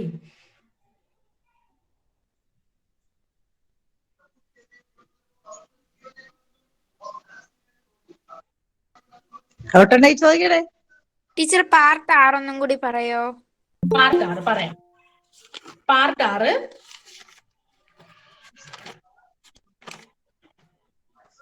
നമ്മുടെ സംസ്ഥാനത്തെ കുറിച്ച് പറയുന്ന ഭാഗമാണ് പാർട്ട് 6. അതായത് ആ ഒരു സംസ്ഥാനത്തിൽ എങ്ങനെ ഒരു ഗവർണറുടെ അപ്പോയിന്റ്മെന്റ്, ഗവർണറെ നിയമിക്കുന്നത് കേന്ദ്ര സർക്കാർ തന്നെയാണ് ഓരോ രാജ്യത്തെയും ഗവർണറെ നിയമിക്കുന്നത്. ഗവർണറിനെ എക്സിക്യൂട്ടീവ് ലിസ്റ്റിൽ വേണം പെടുത്താനായിട്ടുള്ളത്. എന്താണ് ഒരു രാജ്യത്തിന്റെ എല്ലാത്തിനും മേധാവി എന്ന് പറയുന്നത് ഗവർണറാണ്. തീരുമാനങ്ങൾ എടുക്കുന്നത് സംസ്ഥാനങ്ങളാണെങ്കിലും അത് സംസ്ഥാനത്തെ മുഖ്യമന്ത്രിയും മന്ത്രിമാരും ചേർന്നാണെങ്കിലും ആ സംസ്ഥാനത്തെ അത്തരം തീരുമാനങ്ങളെ അംഗീകരിച്ച് അന്തിമമാക്കുന്നത് ഗവർണറാണ്. ഇപ്പൊ ഗവർണറുടെ അപ്പോയിന്റ്മെന്റ്, മന്ത്രിമാരെ എങ്ങനെ തിരഞ്ഞെടുക്കണം, ആ ഒരു സംസ്ഥാനത്തെ, നമ്മുടെ സംസ്ഥാനത്ത് തന്നെ 14 ജില്ലകളായിട്ട് തിരിച്ചിട്ടില്ലേ, ആ സംസ്ഥാനത്തെ ജില്ലകളായി എത്ര പോപ്പുലേഷന്റെ അടിസ്ഥാനത്തിൽ തിരിക്കണം, ഇങ്ങനെയുള്ള കാര്യങ്ങൾ ഒരു സംസ്ഥാനത്തിന്റെ ശരിയായ പ്രവർത്തനത്തിന് വേണ്ടിയും ശരിയായ ഘടനയ്ക്ക് വേണ്ടിയും കാര്യങ്ങൾ കൃത്യമായി പറഞ്ഞിരിക്കുന്ന ഭാഗമാണ് പാർട്ട് 6. മനസ്സിലായോ? മനസ്സിലായി ടീച്ചർ. ഞാനാണ് ടീച്ചർ ട്രിബ്യൂണൽസിനെ കുറിച്ചൊന്നും കൂടെ പറയാമോ? ഏതാ ട്രിബ്യൂണൽസിനെ കുറിച്ച്? ട്രിബ്യൂണൽസ് എന്ന് പറഞ്ഞാൽ നമ്മള് ഭരണഘടന നിർമ്മിക്കുന്ന സമയത്ത് ട്രിബ്യൂണൽസ് ഇല്ലായിരുന്നു. ട്രിബ്യൂണൽസിനെ കുറിച്ച് ഒരു പരാമർശം പോലും ഇല്ലായിരുന്നു. ചിലപ്പോൾ അന്നത്തെ ഭരണഘടനാ ശില്പികൾ ചിന്തിച്ച പോലും കാര്യമായിരിക്കില്ല. പക്ഷെ പിൽക്കാലത്ത് നമുക്ക് ട്രിബ്യൂണൽസ് കൂടിയേ തരുള്ളൂ. അതായത് 2 കക്ഷികൾ, ഇപ്പം ഞാനും ഈ ചോദ്യം ചോദിച്ച ആളാരാണ്? നയന തമ്മിലൊരു കേസ്, നമുക്ക് തമ്മിൽ എന്തെങ്കിലും തർക്കം ഉണ്ടെങ്കിൽ നമുക്ക് പോലീസ് സ്റ്റേഷനിൽ പരാതി കൊടുക്കാം, അല്ലെങ്കിൽ നമുക്ക് കോടതിയിൽ പോവാം. ഇങ്ങനെ ഒരുപാട് സംവിധാനങ്ങളുണ്ട്. പക്ഷെ നയനയും പഞ്ചായത്തും തമ്മിൽ എന്തെങ്കിലും പ്രശ്നം ഉണ്ടായാലോ, പഞ്ചായത്ത് സെക്രട്ടറി അയാളുടെ ഒഫീഷ്യൽ ഡ്യൂട്ടി നിർവഹിച്ചുകൊടുക്കുമ്പോൾ, പഞ്ചായത്ത് സെക്രട്ടറി അല്ലാതെ വീട്ടിൽ ഇരിക്കുമ്പോൾ നിങ്ങൾക്ക് എന്തെങ്കിലും തർക്കം ഉണ്ടെങ്കിൽ നമുക്ക് പോലീസ് സ്റ്റേഷനിൽ കൊണ്ട് പരാതി കൊടുക്കാം. അല്ല, പഞ്ചായത്ത് സെക്രട്ടറി അയാളുടെ ഒഫീഷ്യൽ ഡ്യൂട്ടി നിർവഹിച്ചാൽ നിങ്ങൾക്ക് എന്തെങ്കിലും അസംതൃപ്തി ഉണ്ടെങ്കിൽ എന്ത് ചെയ്യും? പഞ്ചായത്തിന്റെ ട്രിബ്യൂണൽസിൽ കൊണ്ടുവന്ന് പരാതി കൊടുക്കുന്നതായിരിക്കും നല്ലത്. മനസ്സിലായോ? പഞ്ചായത്ത് രാജ് ട്രിബ്യൂണൽ ഉണ്ട്, അവിടെ കൊണ്ട് കൊടുക്കുന്നതായിരിക്കും നല്ലത്. ലോക്കൽ സെൽഫ് ട്രിബ്യൂണൽ എന്നാണ് പറയുന്നത് അവിടെ.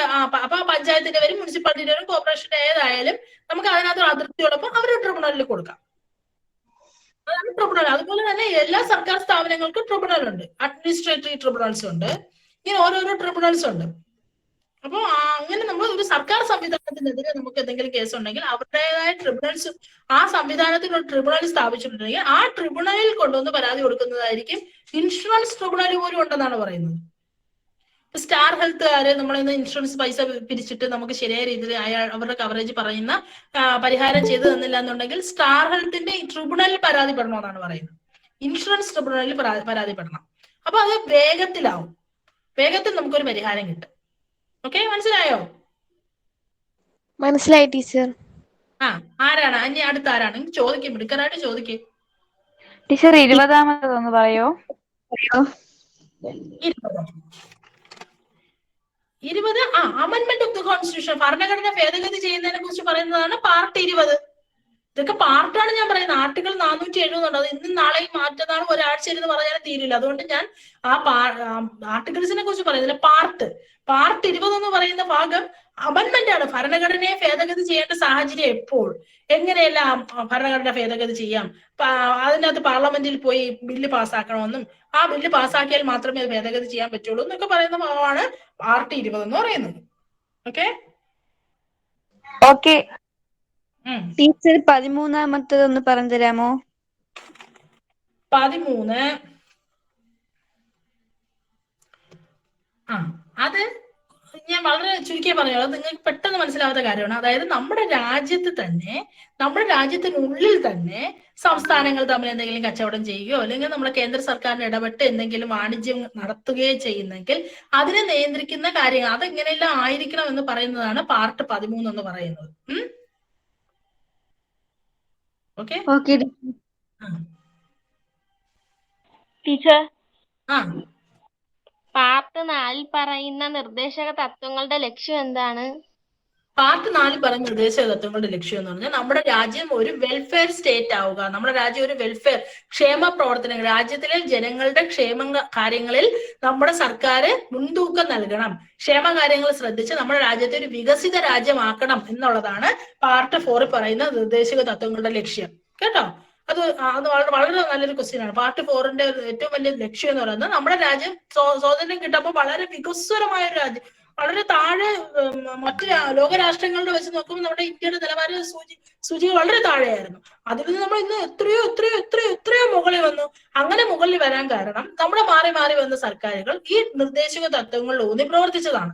അതിലൂന്നി പ്രവർത്തിച്ച് നമ്മുടെ രാജ്യത്തെ ജനങ്ങളെ ക്ഷേമത്തിന് വേണ്ടി ഒരുപാട് അവർ പ്രവർത്തിച്ചത് കൊണ്ടാണ് മാറ്റം വന്ന് നമ്മൾ ഇന്ന് ലോകരാഷ്ട്രങ്ങളിൽ അറിയപ്പെടുന്ന ഒരു രാജ്യമായി മാറിയത്. അപ്പൊ അതാണ് അങ്ങനെ നമ്മുടെ രാജ്യത്തെ വെൽഫെയർ, അതായത് ക്ഷേമകാര്യങ്ങൾ, ജനങ്ങളുടെ ക്ഷേമകാര്യങ്ങൾ ശ്രദ്ധിക്കുക, ജനങ്ങളെ വികസനത്തിലേക്ക് കൈപിടിച്ചു കൊണ്ടുവരിക. ഇതാണ് ശരിക്കും പറഞ്ഞ പാർട്ട് 4ന്റെ ഉദ്ദേശം.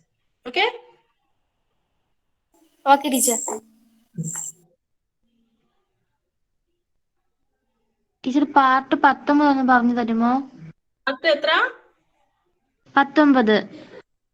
Service under India union and States. അത് നമ്മുടെ കേന്ദ്ര സർക്കാരും സംസ്ഥാന സർക്കാരും ഇടയ്ക്കുള്ള ഒരു ലിങ്ക് ആണ്. അതിന് എങ്ങനെയായിരിക്കും അവർ അങ്ങോട്ടും ഇങ്ങോട്ടും സേവനങ്ങൾ ചെയ്യേണ്ടത്, കേന്ദ്ര സർക്കാരും സംസ്ഥാന സർക്കാരും തമ്മിലുള്ള ഇടപെടലുകൾ എങ്ങനെ ആയിരിക്കണം, അവരുടെ സർവീസുകൾ അങ്ങോട്ടും ഇങ്ങോട്ടും അവർ കൊടുക്കൽ വാങ്ങലുകൾ എങ്ങനെ ആയിരിക്കണം, ഈ കാര്യങ്ങളെ കുറിച്ച് വ്യക്തമാക്കുന്ന ഭാഗമാണ് part 19. Okay teacher. Teacher part 11 പറഞ്ഞു തരാമോ? അതും ഇതേപോലെ തന്നെ പാർട്ട് 14 പാർട്ട് 11 ഏകദേശം ഒരുപോലെയാണ്. Relation between union and finance governance States law making, അത് നിയമനിർമ്മാണത്തിലായാലും സാമ്പത്തിക കാര്യത്തിലായാലും ഭരണകാര്യങ്ങളിലായാലും ഈ കേന്ദ്ര സർക്കാരും സംസ്ഥാന സർക്കാരും രണ്ട് തട്ടി നിന്ന് രണ്ട് വലിയ കാര്യം വെച്ചാണെങ്കിൽ മനുഷ്യന്റെ അവസ്ഥ അങ്ങനെ ആയിരിക്കും. അപ്പൊ അങ്ങനെ വരാതെ ഇത് രണ്ടും കൂടി എന്ത് വേണം? ഒരു സമന്വയം വേണം. അവര് കേന്ദ്ര സർക്കാർ ഒരു നിയമം പറയും, സംസ്ഥാന സർക്കാർ വേറെ നിയമം പറയും, അവസാനം ഇന്ത്യയിലെ ജനങ്ങൾക്ക് ഭ്രാന്താവും.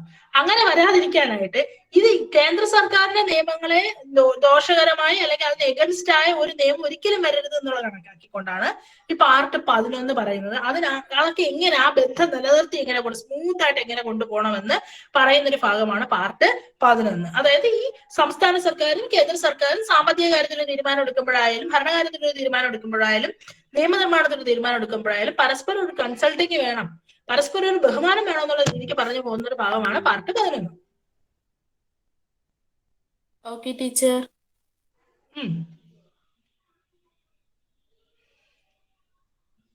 ടീച്ചർ, ഒരു ഉപഭോക്താവ് എന്ന നിലയിൽ എന്തെങ്കിലും പ്രശ്നങ്ങൾ ഉണ്ടായാൽ ഉപഭോക്തൃ കോടതിയെ സമീപിക്കണമോ അതോ അതിന് പ്രത്യേകിച്ച് ട്രിബ്യൂണൽ ഉണ്ടാവുമോ?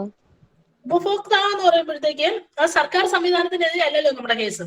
ഇപ്പൊ ഒരു ഉൽപ്പന്നം വാങ്ങിച്ചിട്ടായിരിക്കുമല്ലോ, അങ്ങനെ വരുമ്പോൾ ഉപഭോക്തൃ കോടതി തന്നെ സമീപിക്കണം. ആദ്യം ഉപഭോക്തൃ ഫോറത്തിൽ പരാതി കൊടുക്കണം.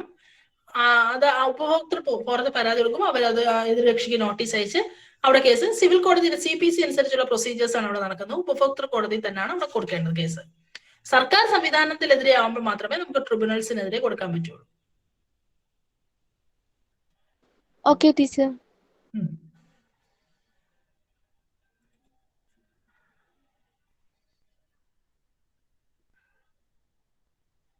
ടീച്ചർ പറയണം. ടീച്ചർ, മൗലികാവകാശം നമ്മളെ നിന്ന് നിരോധിച്ചാലേ അത് കോടതി മുഖാന്തരം നമുക്ക് നേടിയെടുക്കാൻ പറ്റുമോ? തീർച്ചയായും പറ്റും, തീർച്ചയായും 100% പറ്റും. നമ്മുടെ അവകാശത്തിന്റെ കസ്റ്റോഡിയൻ എന്ന് പറയുന്നത് തന്നെ അത് ശരിയാവണം നടക്കുന്നുണ്ടോ നോക്കി നടത്തുന്നത് തന്നെ സുപ്രീം കോടതിയാണ്. നമ്മളെ ഏതെങ്കിലും ഒരു മൗലികാവകാശം ലംഘിക്കപ്പെട്ടാൽ നമുക്ക് കോടതി വഴി അത് പുനഃസ്ഥാപിക്കാൻ പറ്റും, ഒരു സംശയം വേണ്ട, നോ ഡൗട്ട്. നമ്മൾ ആ അവകാശം ലംഘിക്കപ്പെട്ടവർക്ക് കൃത്യമായ പണിഷ്മെന്റ് കിട്ടും. Thank you teacher.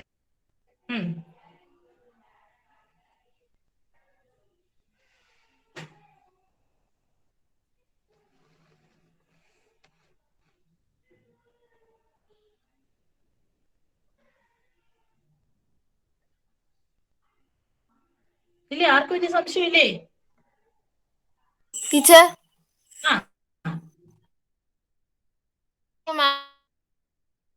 ഇന്ത്യൻ പൗരത്വം നേടാൻ നമ്മളെ പോലുള്ളവർക്ക് ജന്മനാ തന്നെ നമുക്ക് ഇന്ത്യൻ പൗരത്വം നേടിക്കഴിഞ്ഞു. നമ്മളെല്ലാം ജനിക്കുമ്പോൾ തന്നെ ഇന്ത്യൻ പൗരന്മാരായി. പിന്നെ ഇന്ത്യൻ പൗരത്വം പുറത്തുനിന്ന് ഒരാൾക്കാണെങ്കിൽ 5 വർഷത്തെ ഇന്ത്യൻ റെസിഡന്റ് ആയിരിക്കണം. അത് പിന്നെ നമ്മൾ മറ്റ് ഏത് രാജ്യത്തു നിന്നാണോ വന്നത് അവരുടെ വെരിഫിക്കേഷൻ പേപ്പേഴ്സ് അതൊക്കെ അതാത് സമയത്ത് അവർ ആവശ്യപ്പെടുന്ന രീതിക്ക് പേപ്പേഴ്സ് എല്ലാം ഹാജരാക്കണം. തുടർച്ചയായിട്ട് ഇന്ത്യയിൽ 5 വർഷം താമസിച്ചാലും ഇന്ത്യൻ പൗരത്വം പുറത്തുനിന്ന് ഒരാൾക്ക് കിട്ടുള്ളൂ. Okay teacher.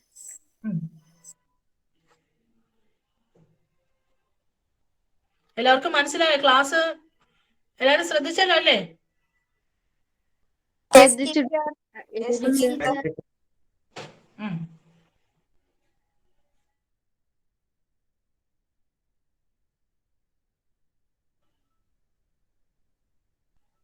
എല്ലാരും 8ാം ക്ലാസ്സിലുള്ളവരാണോ? അല്ല അല്ല 8, 9. 8, 9. Very good. എല്ലാരും വളരെ ആക്റ്റീവായിട്ട് പങ്കെടുത്തു കേട്ടോ.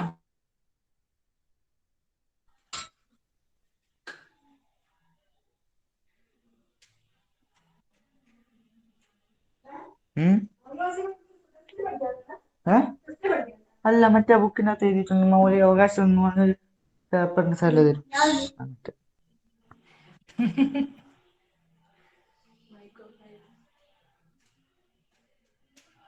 സാർ എല്ലാവർക്കും എന്തെങ്കിലും ഒരു സംശയം ഉണ്ടെങ്കിൽ ചോദിക്കാൻ പറയണം സാർ.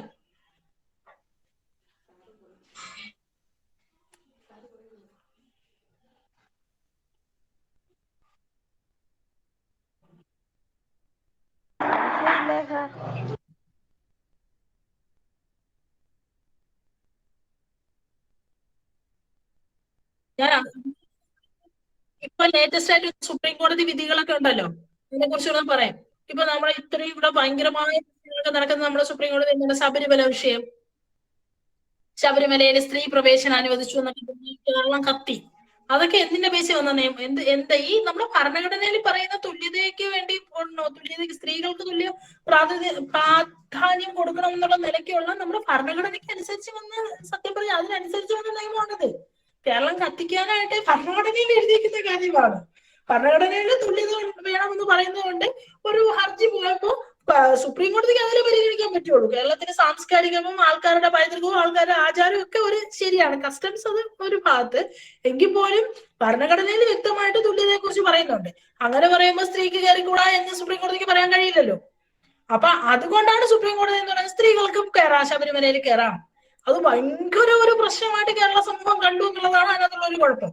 ഞാനിത് പറഞ്ഞതെന്ന് പറഞ്ഞാൽ എന്റെ വീട്ടിൽ നിന്ന് കത്തിക്കാരും വരില്ലേ, ഉള്ള കാര്യം പറഞ്ഞതേ ഉള്ളൂ.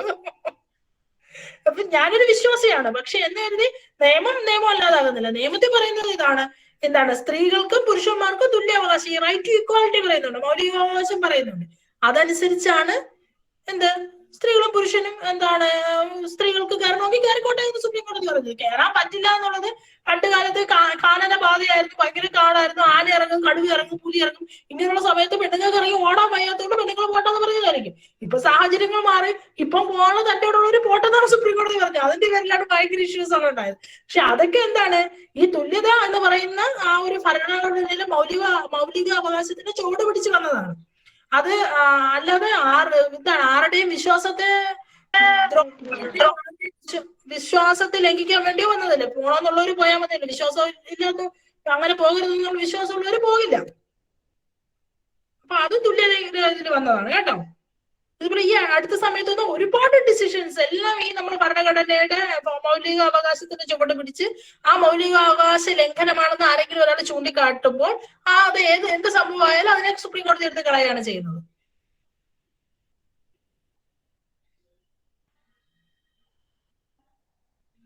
കേൾക്കുന്നില്ലേ? മനസ്സിലായി ടീച്ചർ.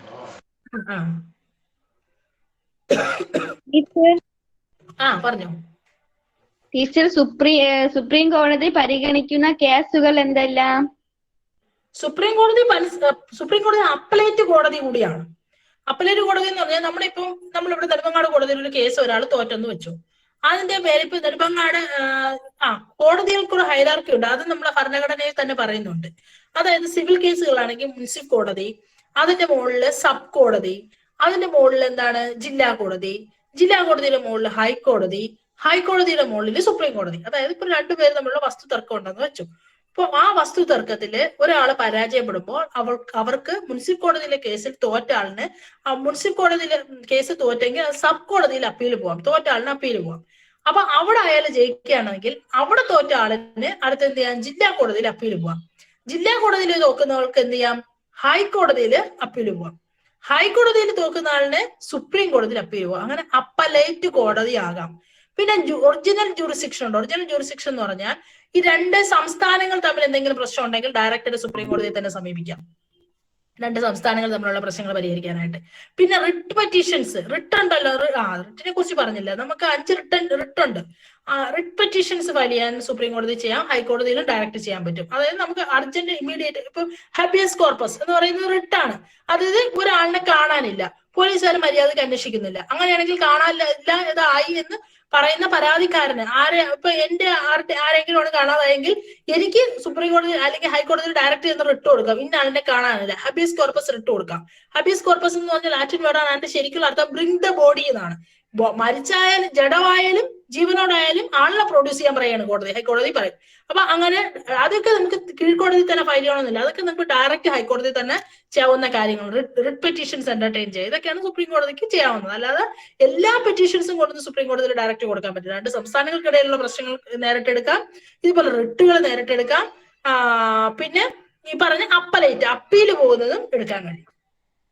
അത് ആര് ചോദിച്ചാലും നല്ലൊരു ക്വസ്റ്റ്യൻ ആണ് കേട്ടോ. ഞാൻ അത് ഞാനത് പറയാൻ പറ്റുന്ന ഒരു കാര്യമാണ്, അത് ചോദിച്ചു. Very good.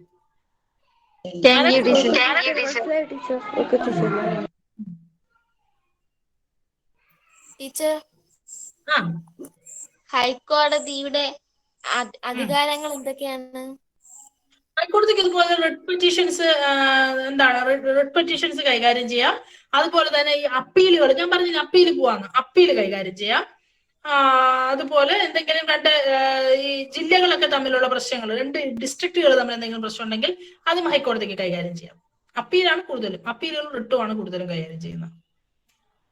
ഓക്കെ ടീച്ചർ, മനസ്സിലായി teacher.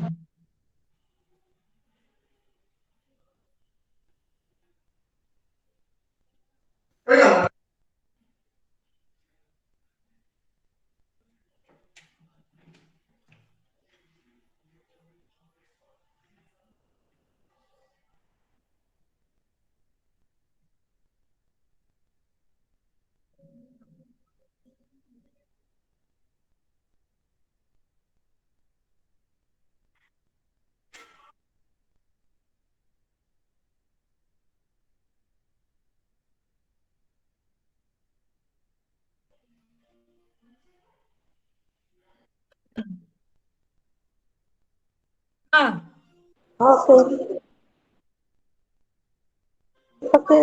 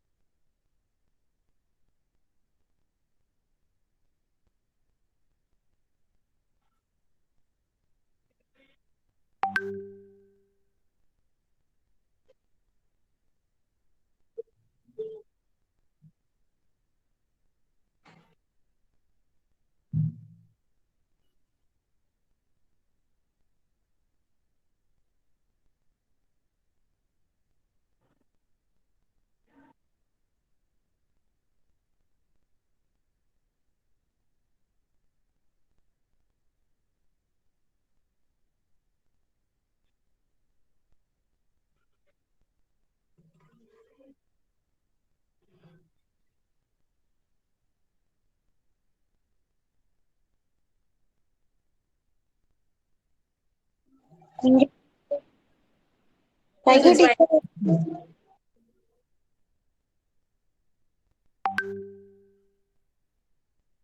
Thank you teacher. Welcome welcome. Thank you teacher. Thank you teacher. Thank you teacher. Thank you teacher. Thank you teacher. जनगणमन अधिनायक जय हे भारत भाग्य विधाता पंजाब सिंध गुजरात मराठा द्राविड उत्कल बंगा विंध्य हिमाचल यमुना गंगा उच्चल जलधि तरंगा तव शुभ नामे जागे तव शुभ आशीष मागे गाहे तव जय गाथा जनगण मंगलदायक जय हे भारत भाग्य विधाता जय हे जय हे जय हे जय जय जय जय हे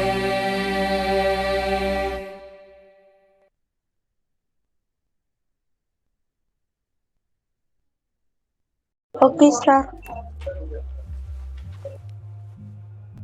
good night sir. Good night teacher. Sir good night sir. All friends.